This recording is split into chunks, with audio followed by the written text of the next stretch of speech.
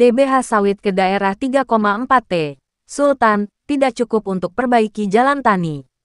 Abadikini.com, Jakarta. Wakil Ketua Dewan Perwakilan Daerah DPD RI Sultan B. Najamuddin menilai alokasi dana bagi hasil DBH sawit sebesar 3,4 triliun oleh pemerintah kepada daerah masih sangat kecil jika dibandingkan kontribusi pungutan hasil ekspor sawit dan produk turunannya selama setahun. Pemerintah perlu menghitung ulang peran daerah penghasil sawit dan CPO yang telah memberikan kontribusi luar biasa terhadap penerimaan negara, terutama pada masa-masa sulit saat dan pasca pandemi COVID-19, ujar Sultan melalui keterangan resminya pada Senin, tanggal 22 Mei tahun 2023.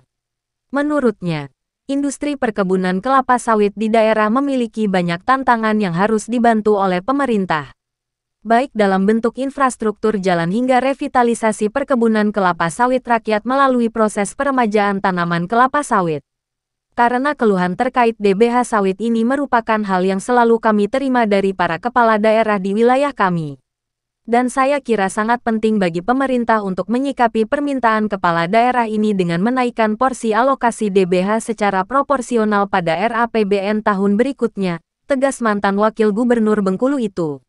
Lebih lanjut, Sultan menerangkan bahwa alokasi DBH yang hanya rata-rata 1 miliar untuk setiap daerah penghasil sawit belum memenuhi rasa keadilan daerah terkait. Apalagi ketika pemerintah daerah diminta aktif membantu pemerintah dalam meredam gejolak inflasi terutama pada saat kenaikan harga minyak goreng.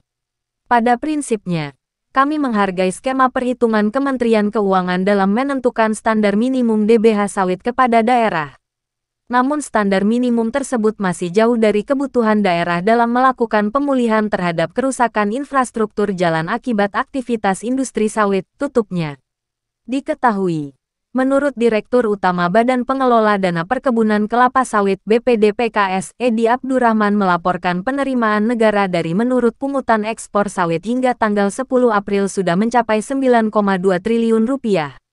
Dengan jumlah tersebut di awal tahun, ia menargetkan per tahun 2023 dapat bisa mencapai 30,6 triliun rupiah.